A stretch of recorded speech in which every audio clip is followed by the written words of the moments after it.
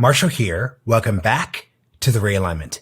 Today's episode is all about the right's realignment when it comes to U.S. foreign policy. I'm speaking with Jacob Heilbrunn. He is the editor of the National Interest, and he has a new book out today. It's called America Last, The Right's Century-Long Romance with Foreign Dictators. Now, before you just dismiss this book as just another Trump is Hitler or, Russiagate book from the 2010s, Jacob's done something really interesting here. He has taken for granted the obvious fact that during the 20th century, there are plenty of people on the left that were way too credulous or naive towards communism, socialism, and the Soviet Union, and taken that same lens when it comes to vulnerability and applied it to the right.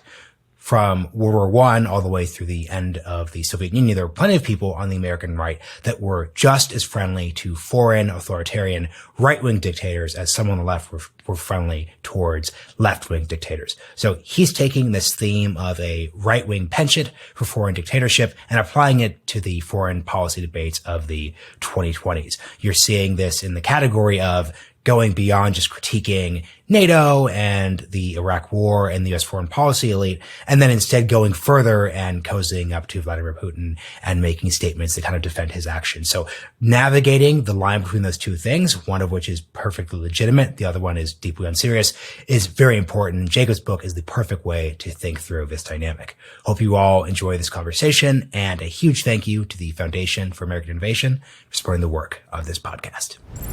Jacob Heilbrunn, welcome to the Realignment. Actually, welcome back to the Realignment. I had you back on the show in 2022. So now that you have a book out, it's great to be with you again. Thank you. So let's just be clear about something. I know that whataboutism is deeply unfashionable and actually like a huge problem in the space that we're talking about here. But I want to kind of open with a statement that I think will ground this conversation for listeners who are going to be skeptical, thinking, oh, is this just another, right-wingers or fascists, Trump democracy, X, Y, and Z thing. So here's the statement I'll make.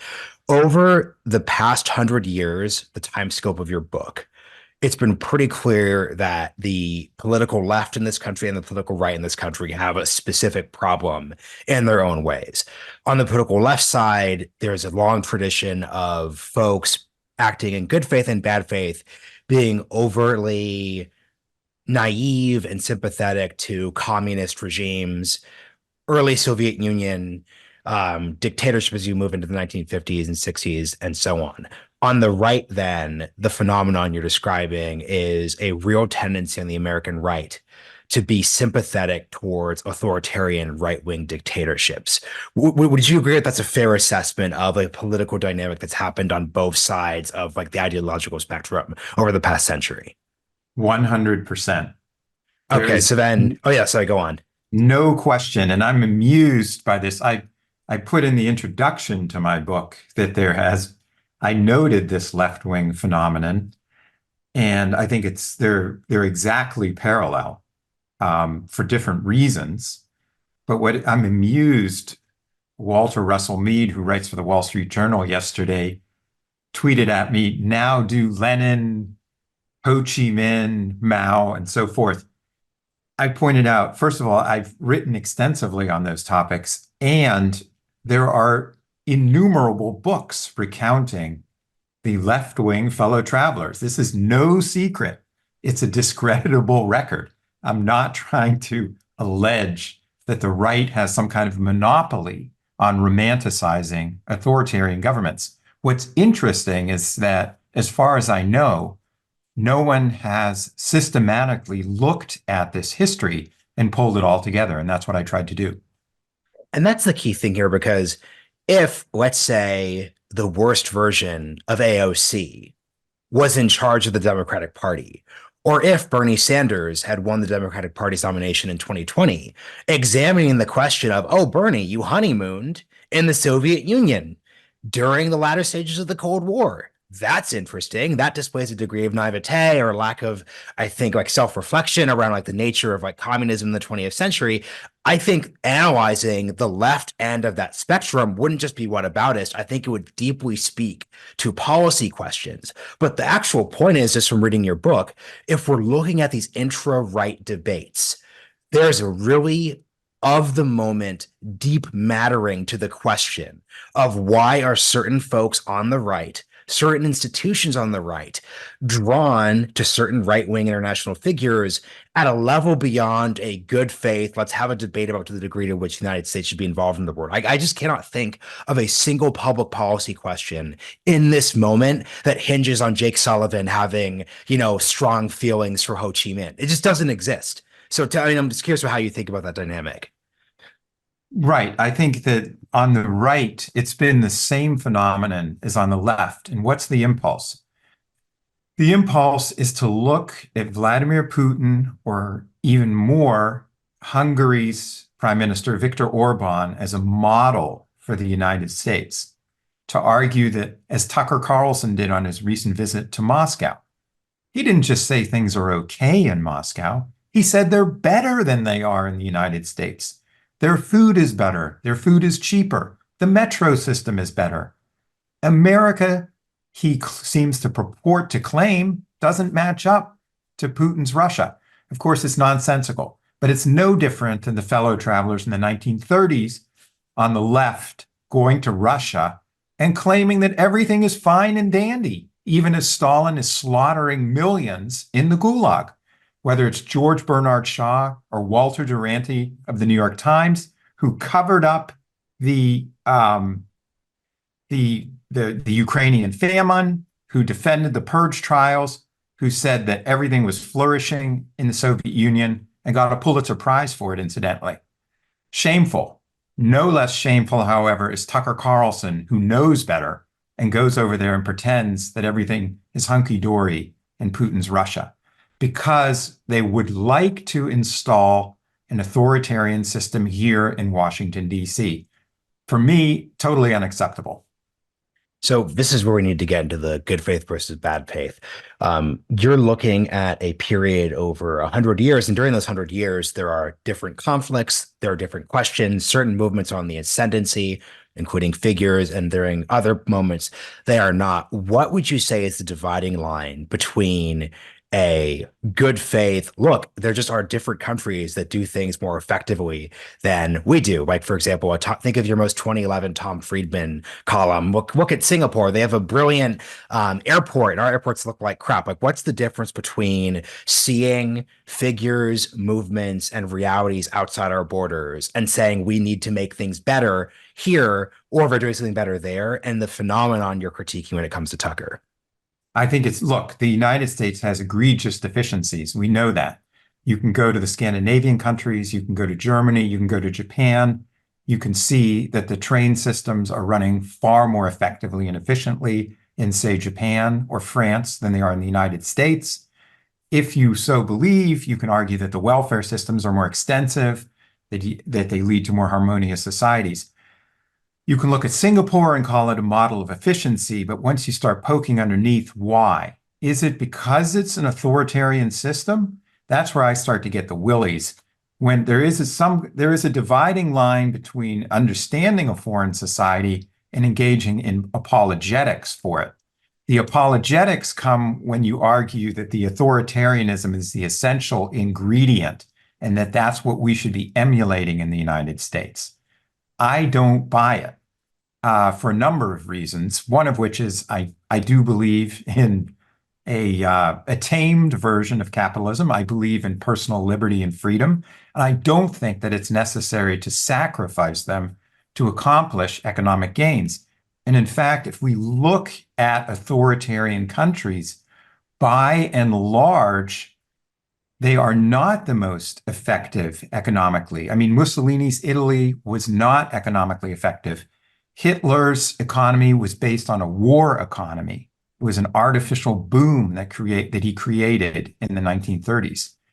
I don't think that's the road we want to go down, and I don't think it's necessary. For me, the key throughout this, the more I think about it, is George Orwell, because Orwell was unflinching about criticizing both the right and the left. We need to remain intellectually honest here. That when I see Tucker Carlson or Tommy Tuberville, the senator, defending Putin, it's stomach churning, frankly. I think the key difference here between, let's say, like the Nordic example or longing for some aspect, even of like Singaporean authoritarianism in their own context, would be whether the actual thing you're longing for is true or not.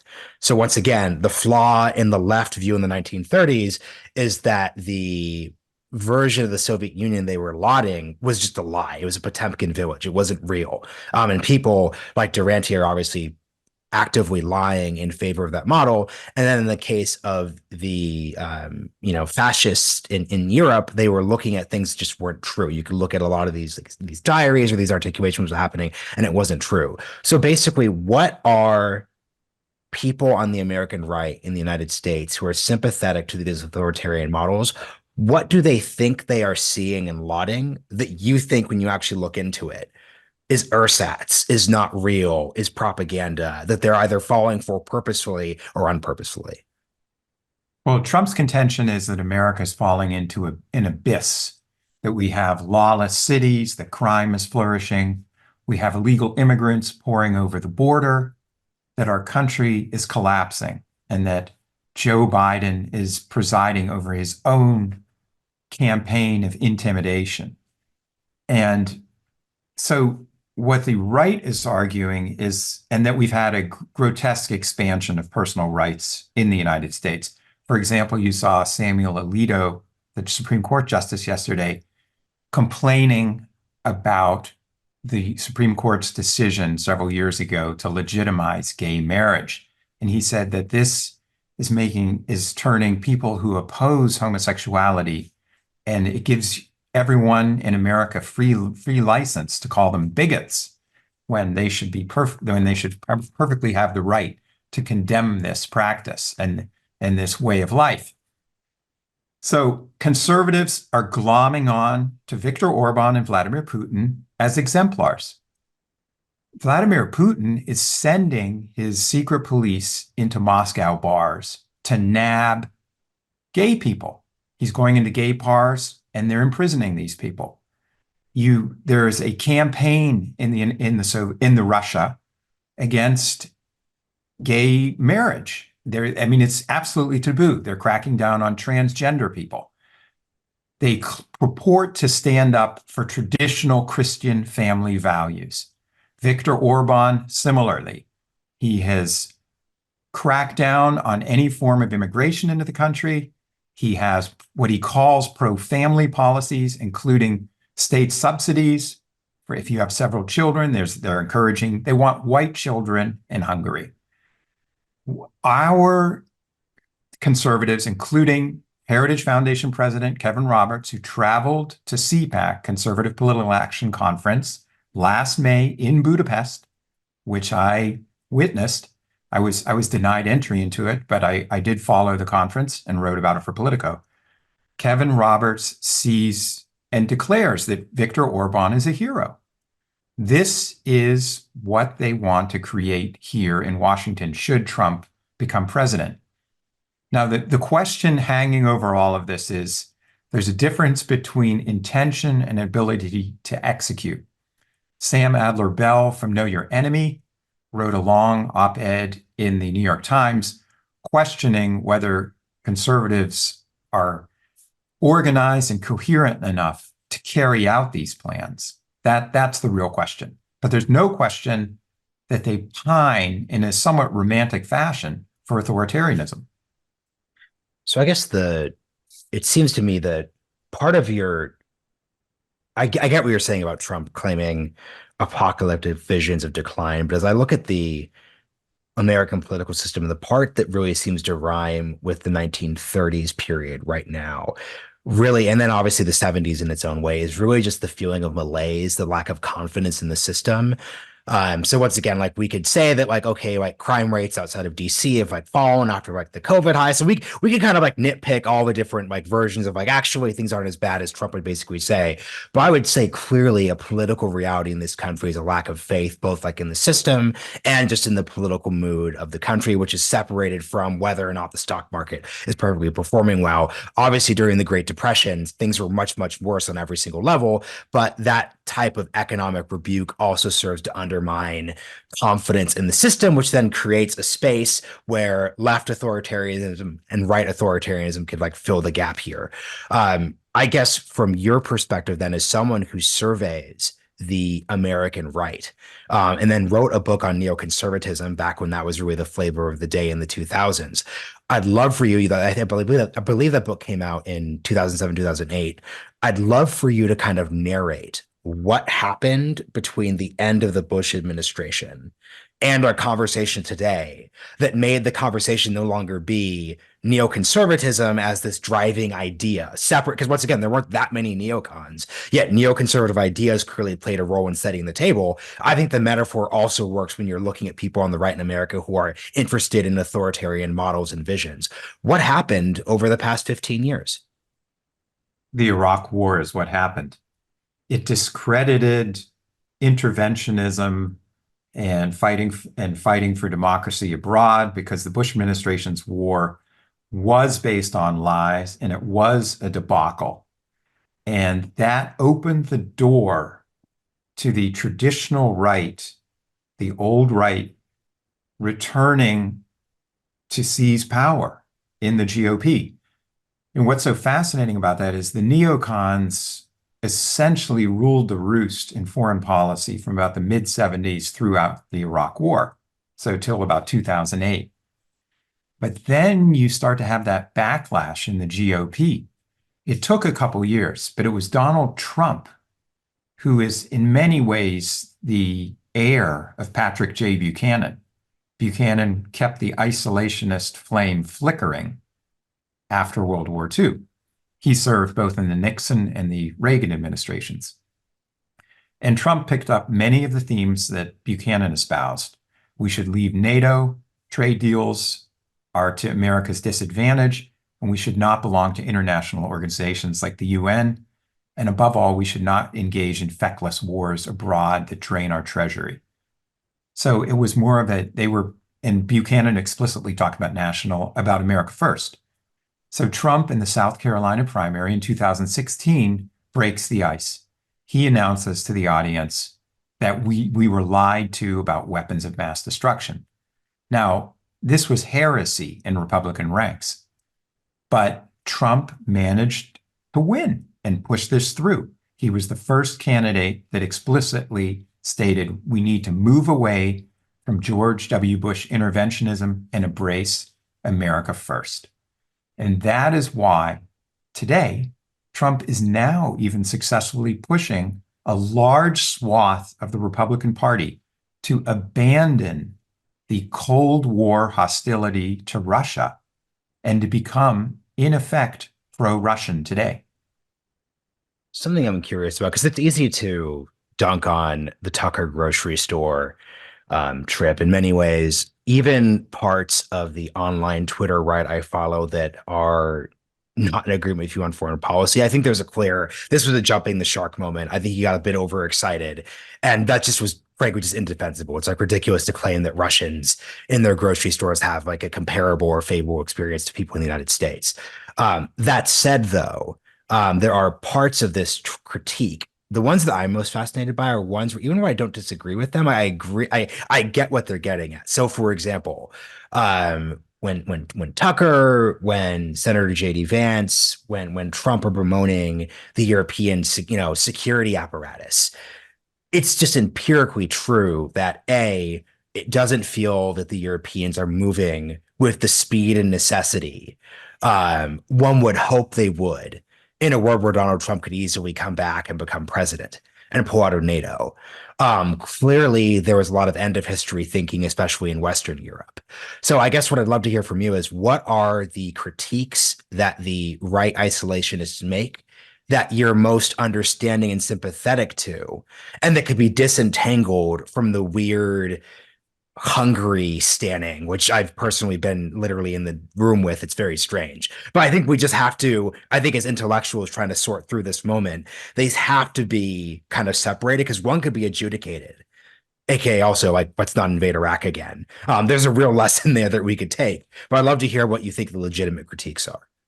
You're right, because not every person that is opposed to the Ukraine war or that wants to pull the United States out of NATO is pro-Putin. I mean, that would be a slur, or pro-Hungary. That's not ipso facto the case. There is a legitimate tradition of isolationism in the United States going back to the beginning of our history.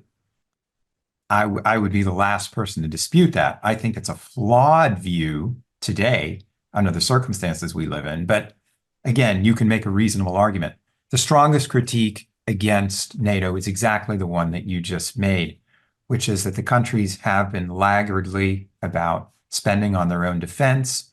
They have been swaddled in illusions about what Putin is up to, and they have tried to accommodate his wishes over the past several decades, particularly German Chancellor Angela Merkel. I think there's been a sea change. You're seeing the expansion of NATO to include Sweden and Finland. The Germans are talking about trying to get to 3%. But it's difficult because you face internal problems in many of these countries. You have a far right movement in Germany, France, in Holland, other countries that would like to accommodate Putin, that is not opposed to him. And the more you stress the budget and cut social spending and devote to the military, the more difficult it's going to become for the mainstream parties. Should the United States simply bail out of NATO? No, I think the track record is too strong. After 1945, and Europe is our biggest trading partner, after 1945, our prosperity and power have been greatly enhanced by stability in Europe. My guess is that if the United States simply pulled out, you would have a situation drifting towards chaos. The Europeans have never been able to get their act together. For better or worse, some form of American involvement in Europe is necessary. And I think the benefits far exceed the costs. That's why I do not believe that Trump is actually pursuing America's interests first. I think in effect, he's putting them last. I think part of the difficulty here, and this is the difficulty for folks who are defending the post-World War II situation, is that if you're looking at NATO the way Trump looks at NATO, dollars and cents, how much he uses words like, not paying their dues. NATO doesn't have dues, but obviously he's metaphorically referring. And I understand the metaphor, because people could be annoying with the gotchas there. When he's saying they're not paying their dues, it's basically saying that there is this like implicit premise that if the U.S. is going to dedicate its blood and treasure potentially to this region, the other players in the region are going to not just free ride and be serious. That's what he means by saying dues. I totally get the colloquialism there. However, if you just look at this from the perspective of the U.S. puts in X and Y amount of money and doesn't get Y or Z out, you miss that ever since 45, we haven't had to go back into a European war. We haven't had World War I, World War II. You've had genuine stability and peace on the continent, and it just seems as if the isolationist right is unwilling to look at the ledger that way. They're unwilling, and this is where I think the revisionism comes in, because the way they counter this idea that there was this horrible world that we could live in if we didn't spend the money, they basically say, no, that world is a lie. That's where the revisionism comes in. So I'd love you to speak to this part of the book, because I think a lot of folks would miss this. Why is historical revisionism, not just about the 1990s, not just about the 2000s, but going back to the Kaiser and the teens and the 20s, why is this a key way by which this ideology advances its worldview?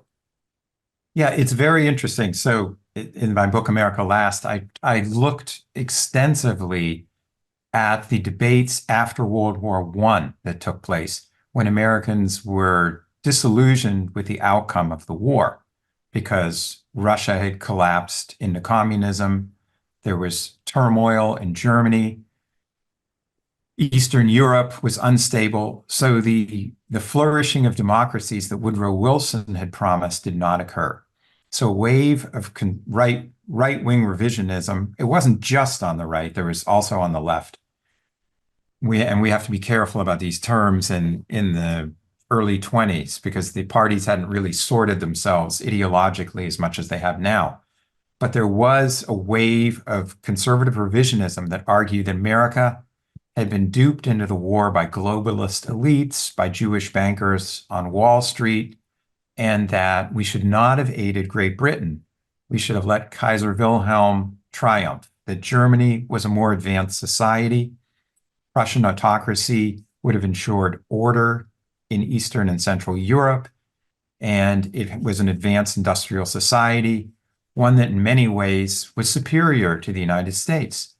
And that then morphed into the America First movement, which, we often talk about isolationism, but some members of the America First movement, including Charles Lindbergh, again, weren't simply sympathetic to Nazi Germany. They actually admired it.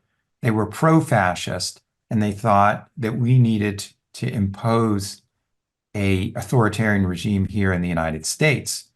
One of the other leaders at the time, I don't mean to throw too many names, but Merwin Hart, a leading New York financier, a very influential figure in the America First movement before World War II, said, quote, "We need to brush aside this word democracy." And he was denounced by Roosevelt cabinet officials for that.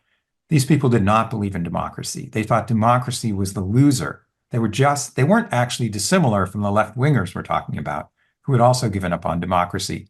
They thought communism was the answer. Some people in the America First movement thought that some form of Mussolini's or not even Nazism was necessary in the United States. After World War II, interestingly enough, the revisionists returned and made some of the same arguments that were made after World War I. There were conservatives who argued after World War II that we should not, again, they didn't give up. They said the only result of World War II was that we allowed Joseph Stalin to conquer Eastern Europe, and we should have let Hitler run roughshod and defeat Stalin. We aided the wrong country. We should not have aligned ourselves with Great Britain.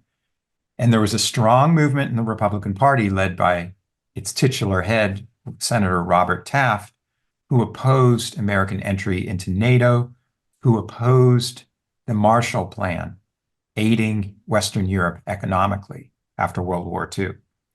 So those sentiments never died away. And after the Cold War ends, they all return. We have a third wave of revisionism where conservatives such as Patrick Buchanan now blame the United States for the confrontation with Putin and over Ukraine. They say that we made Putin fearful, that we encircled him with NATO. Same arguments that you heard after World War I, by the way, that we encircled Wilhelmine Germany. So my bottom line is none of the arguments that we're hearing today are new. Donald Trump hasn't invented anything. He's simply recapitulating older arguments and presenting them as novel foreign policy doctrines. And the key thing here that I think you do a good job of doing in the book, but I think some bad faith reviewers did not capture properly, is the point that you're making when you bring up the Kaiser and World War I is not that there were not very coherent cases against the United States continuing to maintain neutrality and not choosing sides between Great Britain and Germany. It's that there were certain parts of the political right that were not just, okay, it's not worth the blood and treasure, right? We should remain. We have, the two oceans between us and Europe. It's the old world or the new world. But actually, there's this affirmative case for Kaiser Wilhelm. There's an affirmative case for monarchy. And that's really where I think we cross the line from good faith, fair debates about public policy into, wait, there's a jaded, warped worldview that takes opportunity over, once again, a lack of confidence, a lack of vision to really move. And I think you kind of saw this and I'm sure you could think of all these examples. You brought up the NATO expansion one, but the funniest bit of revisionism, because it's, to my perspective, the most insane is a lot of people online, Putin brought this up in his Tucker interview, like talk about, I was interested in joining NATO. Putin was interested in joining NATO. Clinton said it was a possibility. And if only, and it's just one of those situations where it says like, I think once again, the reason why revisionism frustrates me isn't because I disagree with the end. It's that it's clearly trying to shift the facts on the ground in order to determine the debate. So when they say Putin wanted to join NATO, what they're saying is they're not actually making a serious proposal that like murderous, like, he's in the middle of Chechnya and everything. Putin enter into the henhouse because he's basically the ultimate fox there. They're basically saying, no, Putin was this chill, normal guy. And actually, it was those roguish, evil neocons who turned him into whatever he is today. Like, that's where the real disagreement is. If we were having a real agreement, if we could have a legitimate debate in 2000 about, okay, this is Putin, this is what he is, it's worth bringing him. It's like the LBJ quote, like, it's better to have him pissing from outside of the tent instead of inside of the tent. But that's different than the revisionist case. If you look at Putin, I mean, he was an intelligence officer in Dresden before and then during the crash when the Berlin Wall came down. And I don't mean to suggest that Putin is at the level of Hitler, but you see Hitler after World War I is confined in the Pasewalk hospital. He was temporarily blinded. And he emerges from the hospital and is intent on revenge because he sees he was convinced that Germany would win the war. He walks out of the hospital and sees utter chaos. Who does he blame? The Jews, the West. They're intent on annihilating Germany. It's time for payback. Devotes the rest of his life to that mission, single-mindedly. What does Vladimir Putin do? He packs up his washing machine in Dresden, drives with his then wife to St. Petersburg, and is apparently intent on revenge again. These guys, there's something in the water. And remember Putin's quote that the collapse of the Soviet Union was the greatest tragedy of the 20th century? I think it's naive not to take these people seriously and at their word. I mean, Putin, we know, is a bloodthirsty killer. Look what just happened in Spain. They rubbed out that Russian helicopter pilot who defected to Ukraine.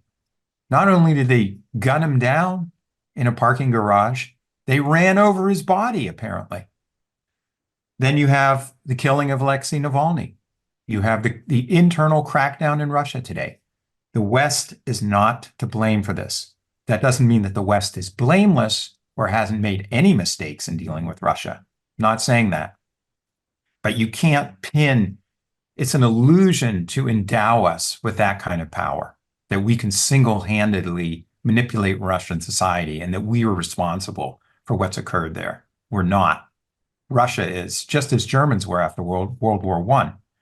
So the revisionism is a legitimate part of history. Look, we always revise, but is it done in a spirit of scholarly inquiry, or is it done with a political agenda? What struck me is that when you see the same slogans, the same verbiage used after World War I, after World War II, and then after the end of the Cold War, the same arguments, something is up here, and it's people on the right are using the same ideas. I'm just not convinced that this is persuasive. It's in fact what it is demagoguery. I'm glad you just to put a pin in the conversation. I'm glad you brought up the Putin quote where he says that the greatest tragedy of the 20th century was the collapse of the Soviet Union, because once again, to folks who are interested in the revisionist take about letting him into NATO, no world leader who held that opinion would A, ever be let into NATO on a pure vote basis, but B, was fit to join NATO, because once again, the Soviet Union was the driver of conflict in Western and Eastern Europe after World War II. Its dissolution, the agreement that the countries in Eastern Europe wanted to be free, that was the post-Cold War consensus. So I think that's just what we're getting at, where this isn't being driven by empirical analysis of the dynamic. Because I think I would be really interested, and I know, once again, you said this fairly, there are realists, isolationists, etc., who hold these perspectives, who are not just authoritarian simps here. But I would be interested in a conversation about, okay, it's the year 2000. You have a clearly dissatisfied with the status quo Vladimir Putin. No, like he actually does think this about his former Eastern European countries. No, he clearly is a killer. He clearly isn't this like future Democrat who we could change by letting him into, classical liberal ideas. However, if we don't integrate him somehow, we could see this potential path to chaos and destruction in this century. Therefore, how do we accommodate all of that within reason? That is a different point than letting Putin just say, look at me, I was a babe in the woods and Bill Clinton and everyone were mean to me. Because I really think like that there is the key differentiation between a good faith policy debate and you once again have a demagogic ideological point you want to make. We have to remember that the hopes were extremely high for Russia in the 1990s. The collapse of the Soviet Union caught most observers completely by surprise. And it seemed like the country had a way to emerge and seize the opportunity that it missed during World War I, that Russia could actually become a democracy. That was the hope. But instead, Russia seems to be captured by, what the historian Richard Pipes, he talked about this patrimonial tradition in Russia. And it seems like, I don't want to sound like a cultural determinist, but it is shocking how Russia has regressed, and not just regressed into a czarist mold, but actually it seems to be heading down more towards a Stalinist path again. This really is a great tragedy. I guess the question would be, could the Clinton administration, did they bungle it during the 1990s? And did the Europeans as well? Was there some kind of a Marshall Plan that could have been imposed or at least offered to Russia? Could we have done more? I don't know. Was this inevitable, or was it a fluke that Yeltsin picked Putin? Those are questions obviously I can't answer. But I think what you're saying is correct. Those are more interesting questions than just saying, nah, the West is at fault. I guess the question for you then would be certain folks, especially on this old right that we see in like the modern public policy discourse, like they are really talking about how they are returning to, once again, this tradition that dates back to the start of the book here. And it's actually the neocons and the hawks that are out of step with actual tradition. Whenever folks talk about how the world has changed, I'm always interested in, well, what caused your view to fall out of fashion? The reason why their view fell out of fashion is they were just wrong on the central questions leading up to World War II. Not only were the Nazis and the Italian fascists ersatz models for what the Western future could look like, but they were actually genocidal conquerors who had their own designs and ambitions on the world that clearly would have affected the United States in a way the isolationist right and left were incorrect about. That's what caused their viewpoint to not just be sustainable. And when you come to like Robert Taft and those other folks, they ended up falling out of favor because they were incorrect about the questions of the day. The way to secure America's future, the way to prevent World War III was not withdrawal behind our borders. It was a forward presence in Europe.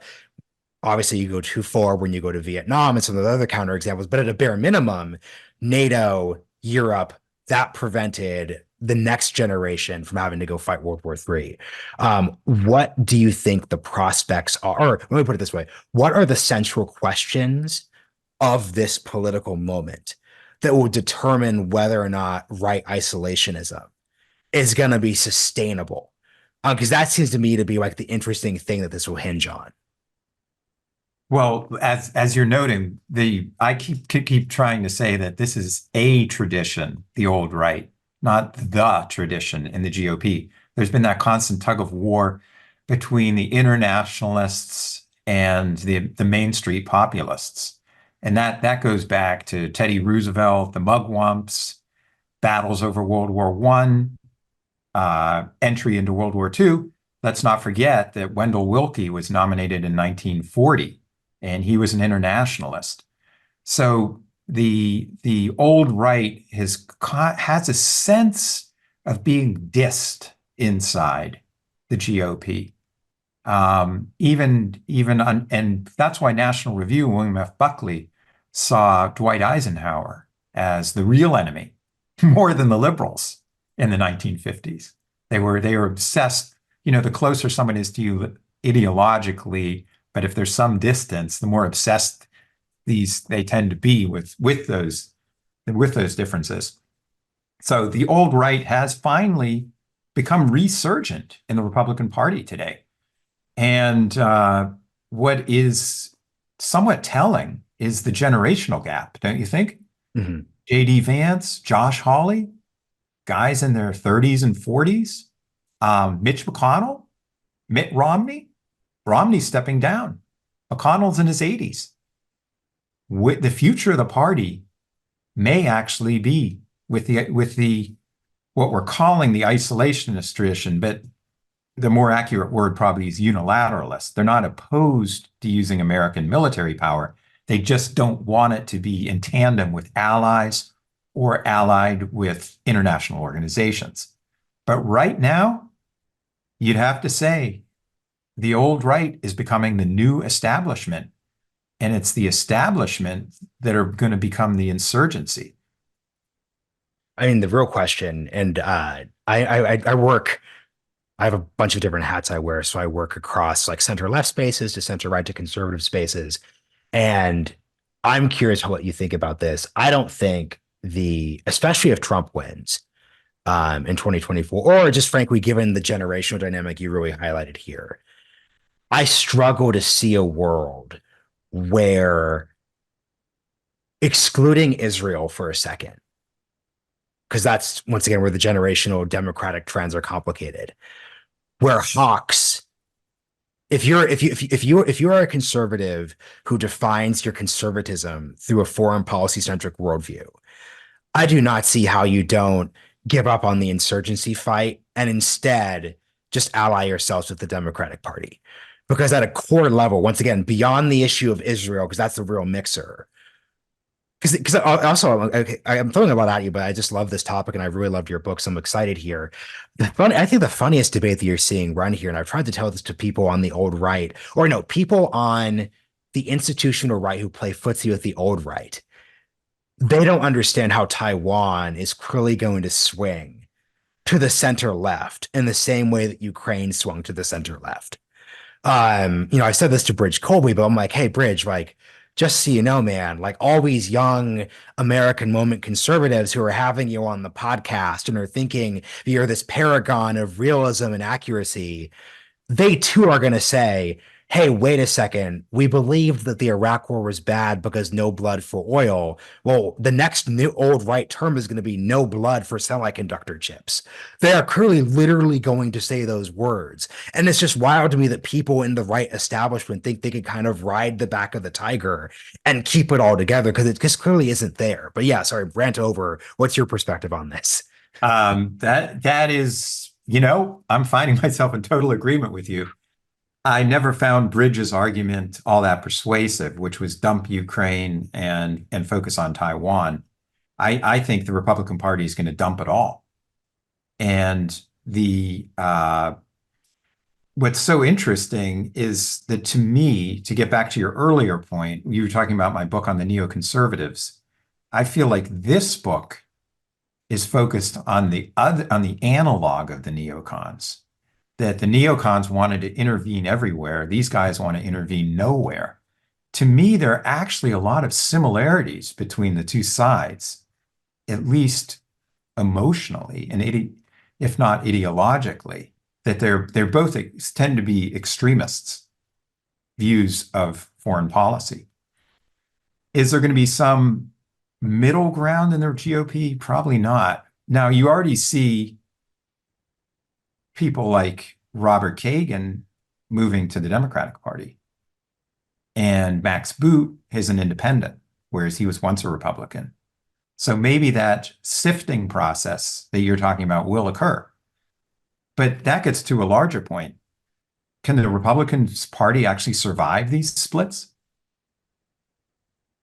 I mean, the Republican Party could survive these splits because people still just aren't voting for foreign policy issues right now.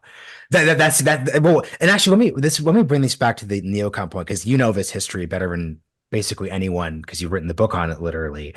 Neoconservatism. Actually, and this is why I hate when people throw on the term neocon because there's actually like a deep, serious intellectual movement here that matters.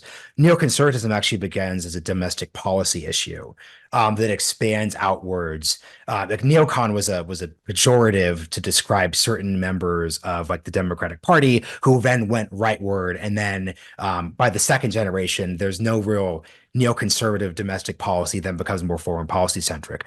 But I guess what I'm curious about here is if you're basically painting the neocons as one end of the spectrum, and then the neo-isolationists is one end of the other spectrum, how does this all tie together when it comes to domestic policy? Because, for example, JD Vance says great things, I think, about child policy. Like, I think we should have an expanded child tax credit. I think the Hungarians get weird. Once again, I've literally been at dinners with the Hungarian members of government. It gets weird very quickly. But like, Elizabeth Warren is writing about the two income trap in the 2000s, and there is this idea that this country is increasingly unaffordable for families, and for a variety of complicated post-sexual revolution reasons, the modern Democratic Party is less comfortable talking in that manner in a way that provided an opening for people like Orrin Cass on the right. How does domestic policy tie this all together in a weird way? You're right. The early neocons were focused on social policy. Daniel Patrick Moynihan, Daniel Bell, Nathan Glazer. They wrote about issues like affirmative action and welfare, and they were dissenting from the mainstream Democrats. And they were attacked by Michael Harrington. I think he first used the word neocon to disparage their views. Today, there doesn't have to be a tie between your foreign policy views and domestic policy. There are a lot of libertarians out there, including with the Cato Institute, who do not believe in the kind of family policy that the people you're talking about endorse. But the wing of the Republican Party, the J.D. Vance, yes, they are trying to take out a more populist stance in the vein of Donald Trump. But the interesting thing is, what did Donald Trump actually do as president? He passed tax cuts. I see Republicans talking about these issues, but I didn't see very many of them voting for the Inflation Reduction Act that Biden passed. And Biden, to my eye, has done far more for the American family and for the economy than anything that the Republicans purport to support. So I think there is some hypocrisy there. So here is how we'll tie everything together. Like you said, I want to juxtapose your framing of the neocons as one extreme and then neo-isolationists as another extreme. The question for the Republican conservative foreign policy apparatus is, can you find some middle? The middle doesn't have to be like squishy and moderate. There just is a middle point where I think we could agree, hey, the Iraq war was a bad idea. No one's going to defend that. And yes, it's true that NATO has to evolve to meet a different security situation than it was in the 1990s. What do you think that looks like? And what are the prospects for such a fusion happening? In this regard, the most interesting characters in the Republican Party are people like former National Security Advisor Robert O'Brien, who is affiliated with the Nixon Foundation, and former Secretary of State Mike Pompeo. And I went to a Nixon library meeting here in Washington, D.C. at the Ritz-Carlton Hotel a couple months ago. And essentially, they are trying to blend the two. They're arguing for assertive American foreign policy, but at the same time, they denounce the idea of wars for democracy. They don't defend the Bush record. They argue that Biden, by practicing appeasement towards China, has weakened American power abroad. And then you have other people like Bridge Colby, who you mentioned, arguing for a much tougher policy towards China over Taiwan. So there are distinct wings in the Republican Party, and it is possible that you could have some amalgam. Now, the dream of O'Brien and Pompeo and others is that a second Trump presidency could be managed, that Trump would once more not be able to fulfill his dream of pulling out of NATO. Instead, his advisors would manipulate him as much as possible. The jury is out on that, of course, since Trump isn't president yet, but I think that Trump is much more aware of what occurred in the first term now. He's been radicalized. I think he's out for revenge and retribution. And I think his ambition will be, knowing that it's his last term as president, to enact a caesura in American history, to be the president who fundamentally reoriented the United States. Why wouldn't he go big?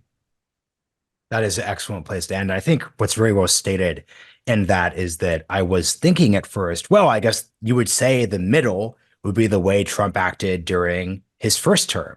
He, of course, goes to Europe. He causes lots of kerfuffles with NATO, but he also launches airstrikes against Assad. He takes the China policy, sends weapons to Ukraine after some controversies, obviously. But to your point, that was a scenario where Trump was probably maximally controllable and manipulable. That was not an organic Trump presidency in a way that it would be hard to imagine a second term operating in the same manner for good or for ill. So like, there's a world where you think that the withdrawal from Afghanistan was a good idea. That was the definition of an area where Trump was managed away from his natural instinct. So yeah, I think that is a great place to end it. Jacob, could you just close by shouting out the book and that folks should definitely check out? Sure, I have a copy of it right here. It's called America Last, The Right's Century-Long Romance with Foreign Dictators. You can pick it up at your independent local bookseller or on Amazon. Thank you for joining me again on The Realignment. Many thanks.